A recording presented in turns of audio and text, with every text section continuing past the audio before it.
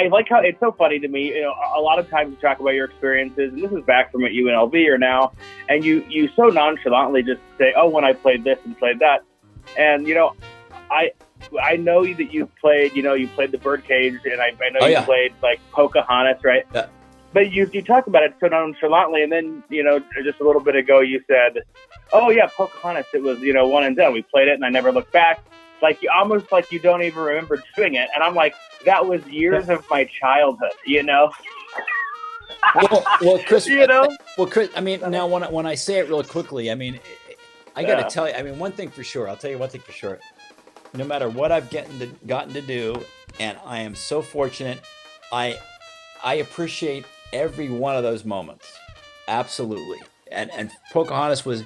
When I hear that music, I'm on a flight to somewhere we're going, and I, look on the TV and there's the score I'm listening to. I'm kind of tearing up because for me, it's a dream come true, coming from, the background I came from and having these opportunities.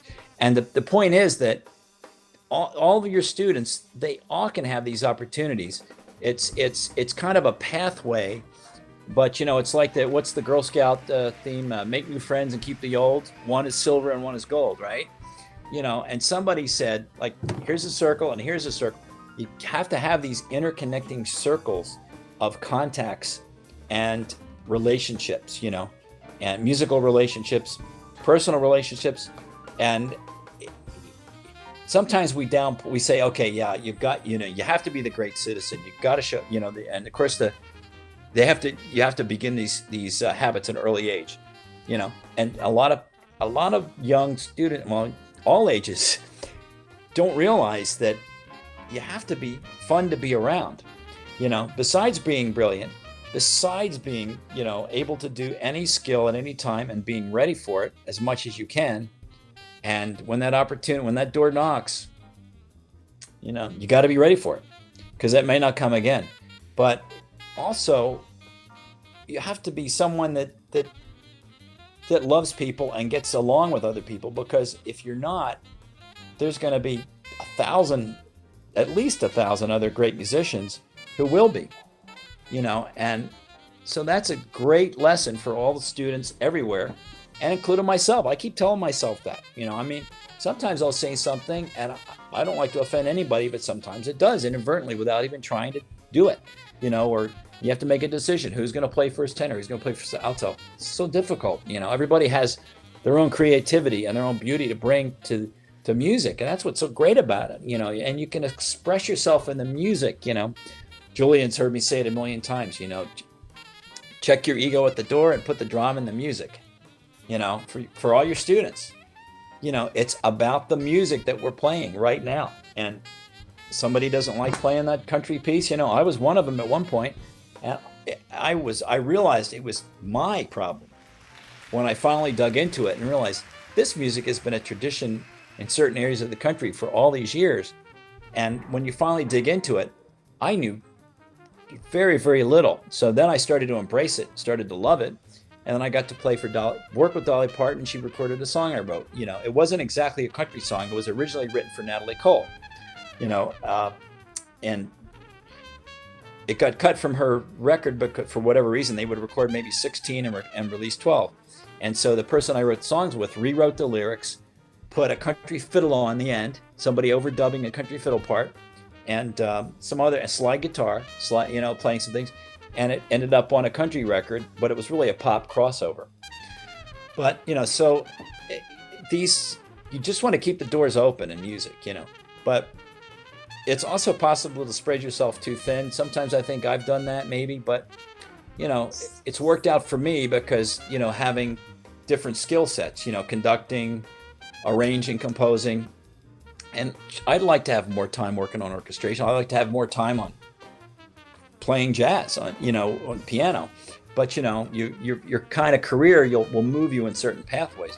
But I got to say, teaching, and I said it the other day in another interview, is we get like Julian and Chris and Nathan. I'm sure you're at the point where you guys love to play, you love to perform, but when you see your students, you hear them playing, and they succeeded, and they're pouring their hearts out, and there's nothing better than that for me. I'm sure you guys feel the same way. Of course we love to play and we want to do it and we're passionate. But when we hear those students that we've worked with, and to have us just a tiny part of that, I don't think there's anything more fulfilling than that. It's great.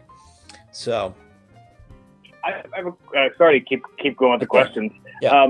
You taught high school. How many years did you teach high school? And then you had a professional career before teaching high school. How did that career influence you as a high school teacher?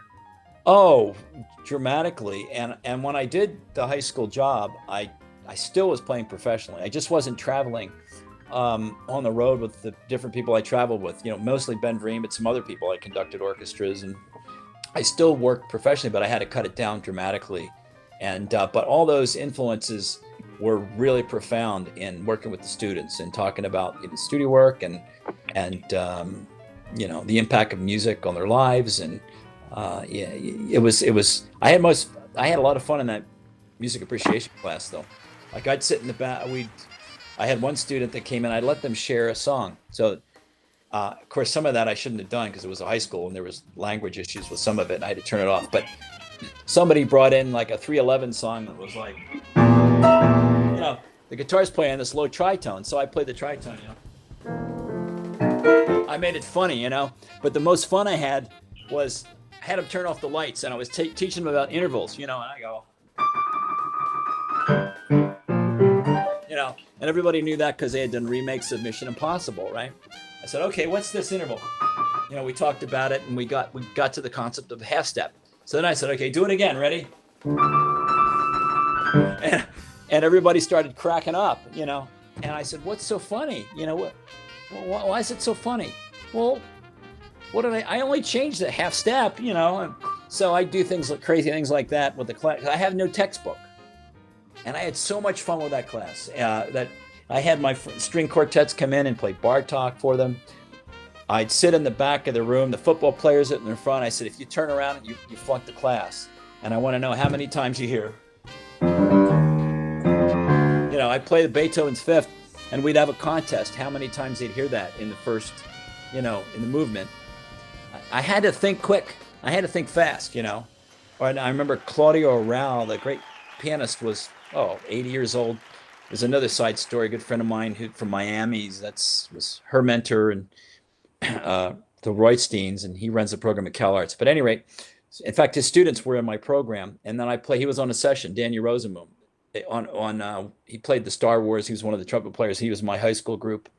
And the Roysteins, one of them is principal flute for Houston Symphony, and the other one's so it's kind of fun. They came out of the high school.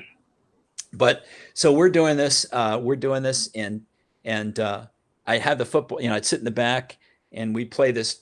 They'd have to do a report on Claudio Arrau. Now, the first thing I said, how old do you think he is? And when they saw him playing the Emperor Concerto at 80 years old, it made them do a reports. And if they turned around, I'd flunk them. So they had to watch it. Then I had another student that came in. I played the Jimi Hendrix. Oh no, somebody brought in Jimi Hendrix playing the Star Spangled Banner at Woodstock, right? Which is a tie-in with that gentleman from the church who he's writing a musical about Woodstock now that we're trying to work on. He asked me to write the music. We'll see where that goes. So anyway, this guy who was kind of a little bit of a wise guy in the class, and so I play it, and he was the one that I thought would think that's cool. So I'm saying, now what's everybody think about this? Somebody else brought it in to share. And he says, well, Mr. Loeb, it seems like you really like this. I guess I smiled or something. I said, well, Jarrell, why does that bother you? What's wrong? Well, that's not how it's supposed to sound. Now, this is the guy that's the troublemaker in the class, right? Who you'd expect who would love it. And he was upset. So then we started having this discussion, right?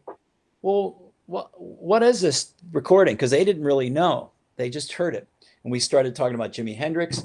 We well, what was going on at this time? And somebody said, well, wasn't that when the Vietnam War was? So by the end of this whole discussion, we got around to, he's pretty upset with what's happening with guys 18, 19 years old going over there and getting killed for what purpose, right? And he's expressing it in his music. I said, what's this? Oh, they sound like bombs. Duh. Yeah. So again, that class, those students will always remember that and the power of expression in music, so, and it came from them. It wasn't, I didn't bring it in. Somebody else brought it in, but I played on that one student. When I saw that he was upset, there was emotion there to grab, right? You saw he was upset, and it was the last person in the room that you think would be upset, by a different arrangement. So, so I had so much fun with those. That's what I did when I was high school.